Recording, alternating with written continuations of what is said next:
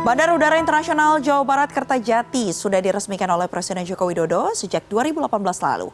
Dan meski pengoperasiannya belum dinilai optimal, namun keberadaan bandara terbesar kedua di Indonesia ini sudah memberikan dampak ekonomi kepada masyarakat sekitar.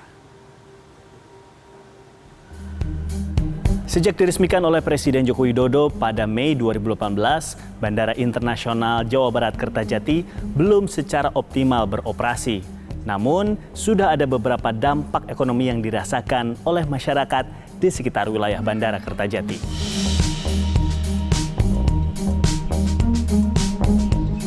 Agus merupakan salah seorang warga Kabupaten Majalengka yang merasakan dampak ekonomi dari kehadiran Bandar Udara Kertajati.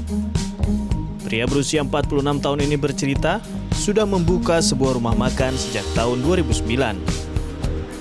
Pada tahun 2023, Agus membuka rumah makan kedua yang berlokasi tidak jauh dari bandara. Sebelum Bandara Kertajati dibangun, usaha milik Agus menghasilkan omset sekitar 3 juta sehari. Namun kini, ia mampu mendapatkan sekitar 7 hingga 8 juta dalam setiap harinya. Alhamdulillah waktu umroh sama hajian itu saya dapat order nasi bok 500 bok. Alhamdulillah makin pesat lah. Apalagi nanti kalau penerbangan sudah diaktifkan dari Husennya udah ditutup, ya harapan saya lebih omset saya lebih banyak lah gitu. Hal serupa juga dirasakan Enden Cahyani. Wanita berusia 47 tahun ini bercerita, ia dan keluarga adalah salah satu warga yang harus pindah karena wilayah tempat tinggal mereka akan dibangun proyek bandara. Pada tahun 2018, Enden kemudian membuka guest house dengan 24 kamar di lokasi yang tak jauh dari bandara dan mulai mendapatkan keuntungan.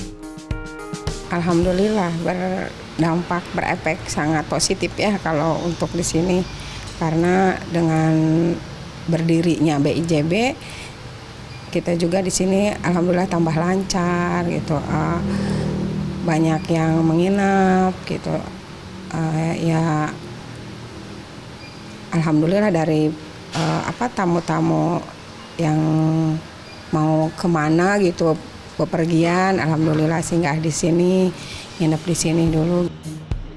Menurut Direktur Center of Economic and Law Studies Bima Yudhistira, kondisi Bandara Kertajati saat ini belum optimal. Kebijakan pengalihan penerbangan dari Bandara Husen ke Kertajati tidak akan cukup jika tidak dibarengi dengan upaya lainnya.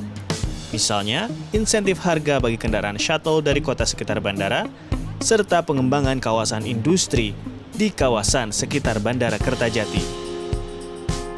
Penting ya, saya pikir untuk mendorong yang namanya okupansi, terutama transportasi publik ya. Di berbagai jenis transportasi publik itu harus muncul dorongan dari sisi permintaan. Misalnya dalam konteks Bandara Kertajati, tingkat keterisiannya itu bisa didorong kalau kawasan-kawasan industri di sekitar bandara itu juga maju. Ada investasi baru karena akan mendatangkan tenaga kerja, misalnya dari beberapa daerah. Kemudian juga logistiknya akan membantu, misalnya pengadaan bahan baku, mesin yang dibutuhkan oleh industri manufaktur yang ada di sekitar bandara. Nah ini jadi artinya harus ada stimulus juga untuk menciptakan permintaan. Selama stimulus itu tidak cukup, maka biaya operasional yang dikeluarkan untuk perawatan bandara itu tidak akan menutup dari sisi pendapatannya. Jika Bandara Kertajati semakin berkembang dari sisi jumlah penumpang hingga kawasan bisnisnya, maka dampak ekonomi bagi warga sekitar bandara juga akan semakin besar dan luas. Angga Putra, Rusman Rusmana, Majalengka, Jawa Barat.